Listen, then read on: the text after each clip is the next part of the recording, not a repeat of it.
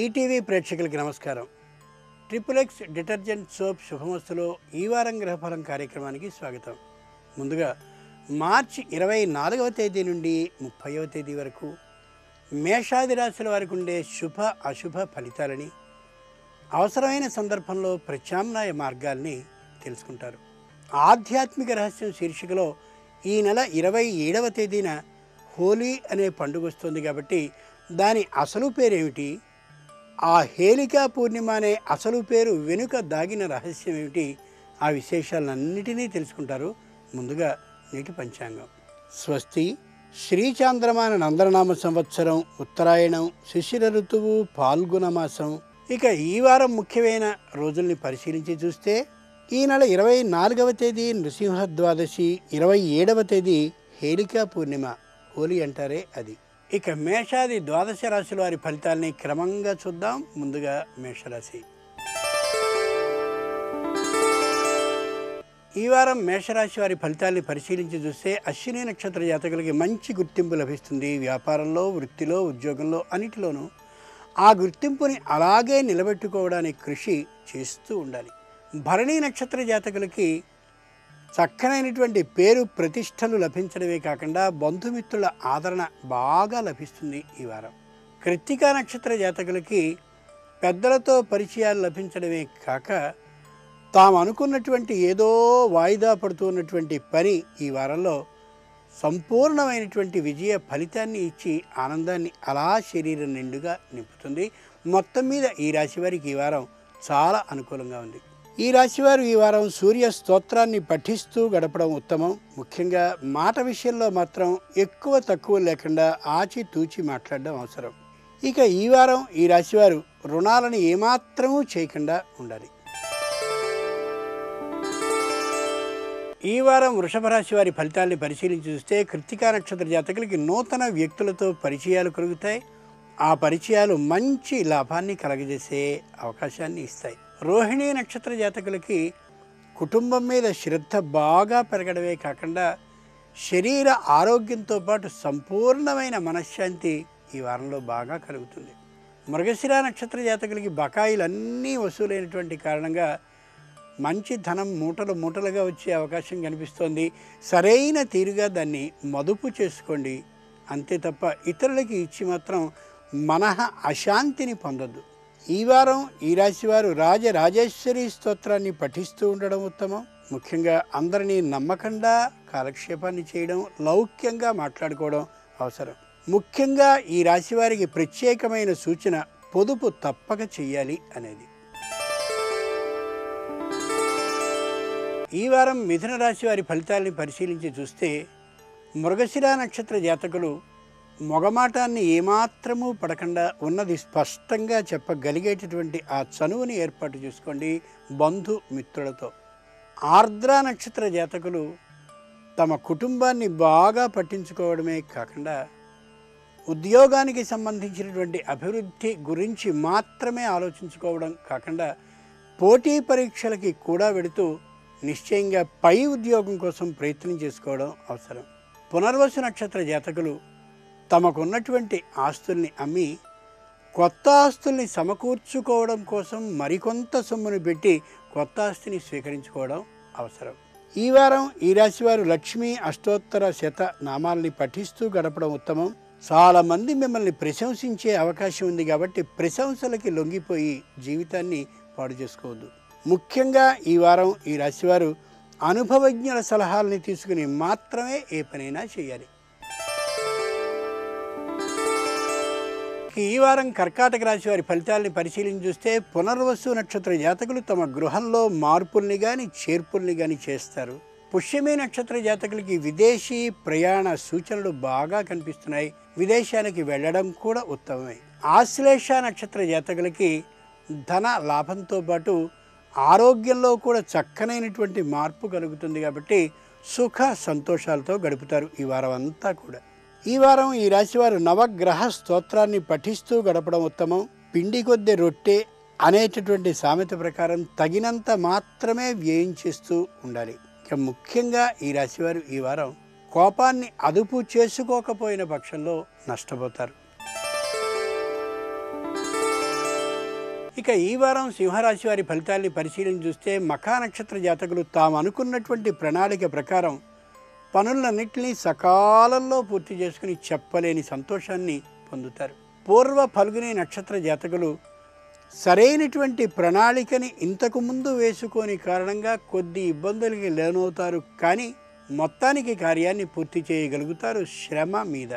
ఉత్తర ఫల్గుని నక్షత్ర జాతకులు ఇప్పుడు చక్కనైనటువంటి ప్రణాళికని ఒకదాన్ని వేసుకుని ఉగాది తరువాత అమలు చేయడానికి ప్రయత్నించండి. అది శ్రేయోదాయకం, లాభదాయకం కూడా అవుతుంది.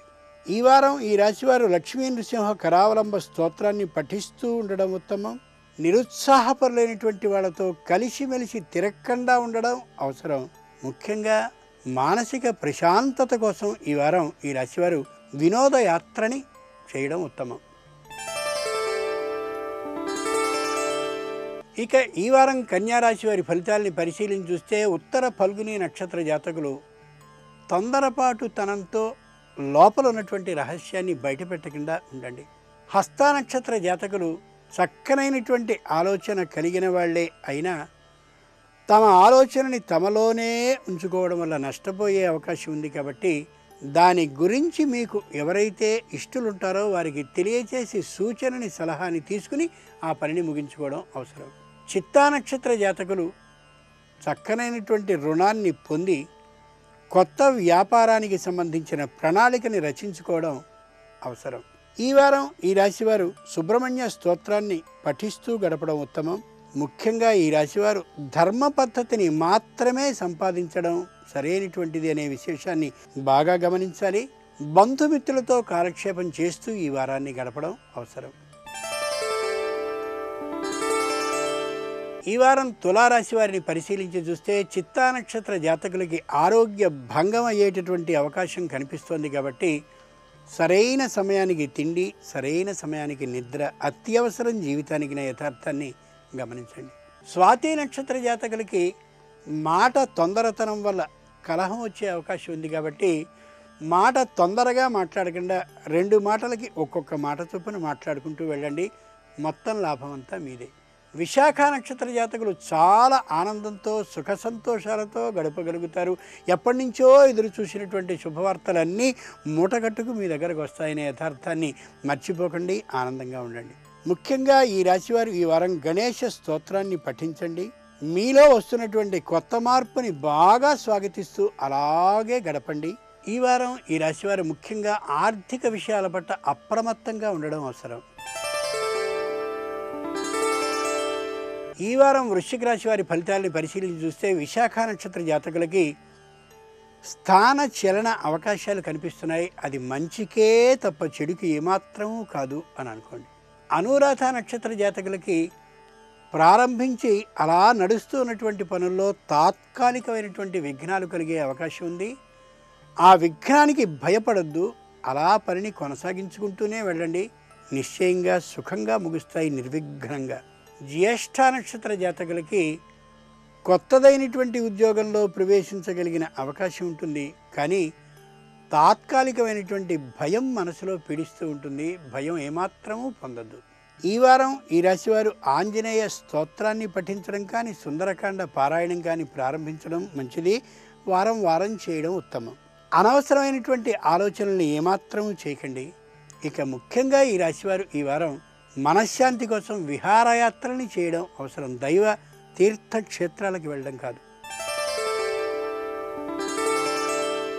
ఈ వారం ధనురాశి వారి ఫలితాన్ని పరిశీలించి చూస్తే మూలా నక్షత్ర జాతకులకి శత్రువులు ఎవరో లేరు. మీకు మీ మాటే శత్రువు అనే యథార్థాన్ని ఈ వారం జాగ్రత్తగా గమనించి కొద్ది మాట తొందరతనం, పారుష్యం, కఠినంగా మాట్లాడడాన్ని నిరోధించుకోండి, అదుపు చేసుకోండి. పూర్వాషాఢ నక్షత్ర జాతకులు చక్కనైనటువంటి ఆర్థిక అభివృద్ధి బాటని పడతారు. అలా వెడుతూ ఉన్నటువంటి దశలో ఆడంబరాలకి పోయి మాత్రం వ్యర్థంగా వ్యయం చేయకండి. ఉత్తరాషాఢ నక్షత్ర జాతకులకి కుటుంబంలో ఐకమత్యం, బంధుమిత్రుల యొక్క రాకపోకలు, అధికారుల మన్నన అన్నీ ఉంటాయి. కాబట్టి చాలా సుఖంగా ఈ వారం గడుస్తుందని గమనించండి. ముఖ్యంగా ఈ రాశివారు ఈ వారం లలితా సహస్రనామ స్తోత్ర పఠనాన్ని చేయడం ఉత్తమం. నేను నా కుటుంబం అనేటటువంటి తీరులో జాగ్రత్తగా గడుపుతూ ఉండడం అత్యవసరం. ముఖ్యంగా ఈ రాశివారు వివాదాల జోలికి ఈ వారం పోవద్దు.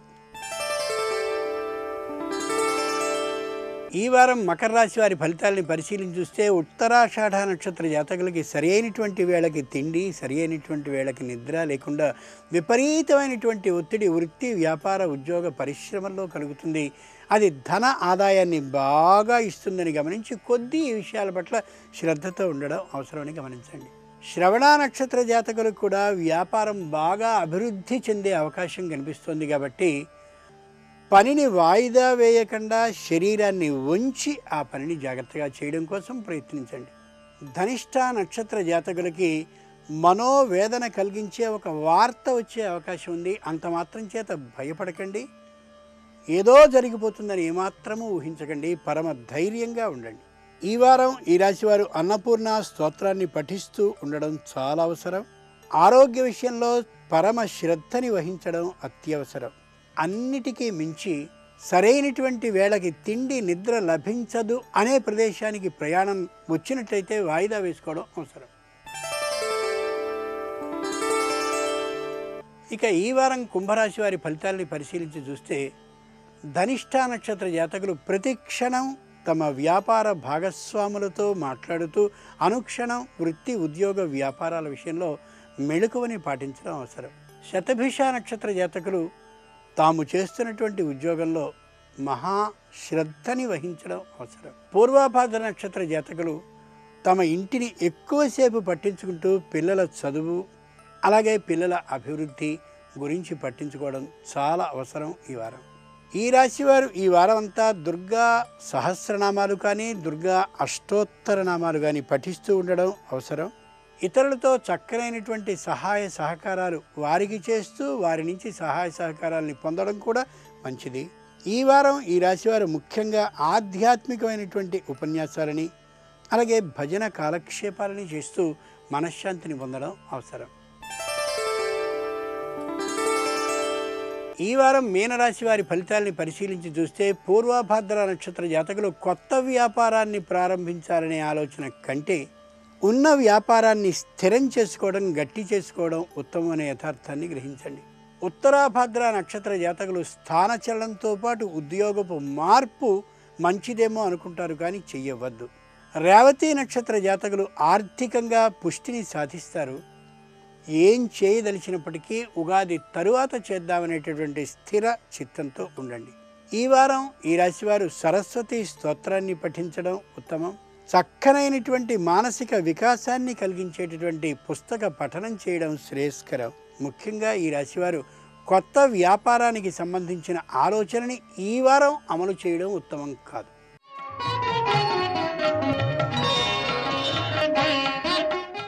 ఇక ఆంతర్యం శీర్షికలో శుద్ధ చవితి, బహుళ చవితి ప్రాముఖ్యాన్ని గురించి ఆలోచిస్తే శుద్ధ చవితి అనేది వినాయకునికి ప్రీతికరం కాబట్టి ప్రతి మాసంలో వచ్చే శుద్ధ చవితి నాడు ఆ వినాయకుని ఆరాధనని చేయడం అత్యవసరం. అది చాలా యోగ్యమైనది. వినాయకుడు ఏ బుధ గ్రహానికి సంబంధించిన హస్త నక్షత్రంలో పుట్టాడో ఆ కారణంగా వినాయకుడికి పత్రాలతో పూజ చేయడమే ఇష్టకరమైనటువంటి అంశంగా భావించండి.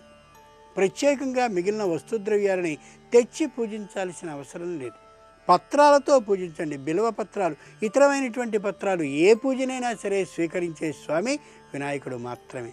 ఏ బహుళ చవితి అని అనుకుంటున్నామో అంటే పూర్ణిమ దాటగా వచ్చేటటువంటి చవితి ఉందో అది సంకష్టహర గణపతి పూజకి ఇష్టం కాబట్టి కష్టాలని తొలగించేటటువంటి చవితి బహుళ చవితి కాబట్టి అవకాశం ఉంటే అథర్వ శీర్ష ఉపనిషత్ పారాయణాన్ని చేస్తూ వినాయకునికి సంబంధించిన పూజని వ్రతరూపంగా ఆ రోజున చేసుకోండి. అంతటి శక్తి సామర్థ్యాలు లేకపోయినట్లయితే వినాయకునికి సంబంధించినటువంటి 108 నామాలని పఠిస్తూ ఆ సంకష్టహర వ్రతాన్ని చేస్తానని సంవత్సర కాలం పాటు చేస్తానని మొక్కుకుని ప్రతి మాసంలోనూ వచ్చే బహుళ చవితికి ఆ 108 నామాలని చదువుతూ వినాయకునికి చిన్నవైనటువంటి ఉండ్రాళ్ళని 32కు తగ్గకుండా నివేదిస్తూ అలా ప్రయోజనాన్ని పొందండి.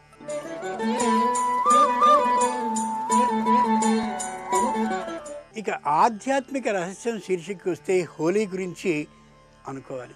దీని అసలు పేరు హోలీ కాదు, భారతీయ సంప్రదాయంలో ఉండే అన్ని పండుగల పేర్లు సంస్కృతంలో కానీ తెలుగులో కానీ ఉంటాయి. కాబట్టి హోలీ అనే ఆంగ్ల పదానికి సంబంధించిన పేరు కలిగిన పండుగ ఇది కాదు.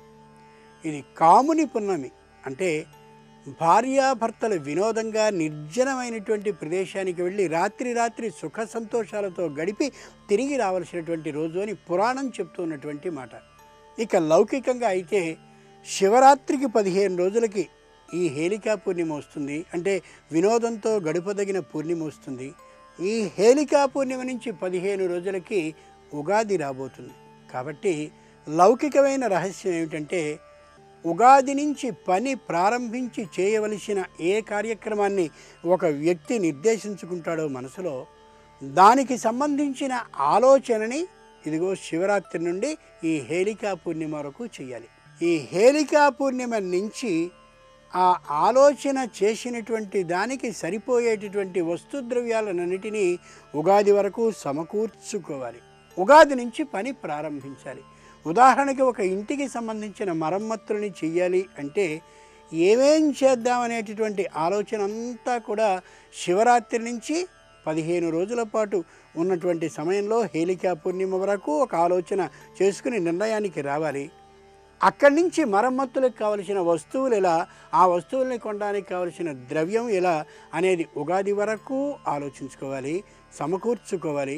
ఉగాది నుంచి పని ప్రారంభించుకుని ఆ మరమ్మతులని సంపూర్తిగా నిర్వహించుకోగలగాలి. ఉదాహరణకి మాత్రమే ఇలా చేసుకున్నటువంటి రోజున చక్కనైనటువంటి మన ఆలోచన ప్రణాళిక ప్రకారం చేసుకున్నటువంటిది కార్యరూపాన్ని ధరిస్తుందని భావించిన ప్రాచీనులు ఇంతటి నియమాన్ని చేస్తూ ఈ మూడిటికి 15 రోజుల వ్యత్యాసంతో 3 పండుగలని మన ముందుంచారు.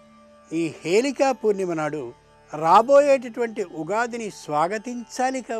కాబట్టి రంగురంగుల చెట్లన్నీ కూడా, అంటే చిగురుటాకులతో రంగురంగుల చెట్లన్నీ కూడా ఒక వరుసలో నిలబడి రంగురంగుల చీరలు కట్టుకున్నటువంటి ముత్తైదువులందరూ కూడా బిడ్డడిని ఆశీర్వదించడానికో లేక వాయనాన్ని తీసుకోవడానికో నిలబడ్డ విధంగా కనిపిస్తారు. కాబట్టి ఆ ఉగాదిని స్వాగతిస్తూ రంగురంగుల పొడిని అలా చిన్నగా చిలకరించుకోవాలి తప్ప ఒంటి నిండుగా పూసుకో అవసరం లేదని పురాణం చెప్తున్నటువంటి మాట.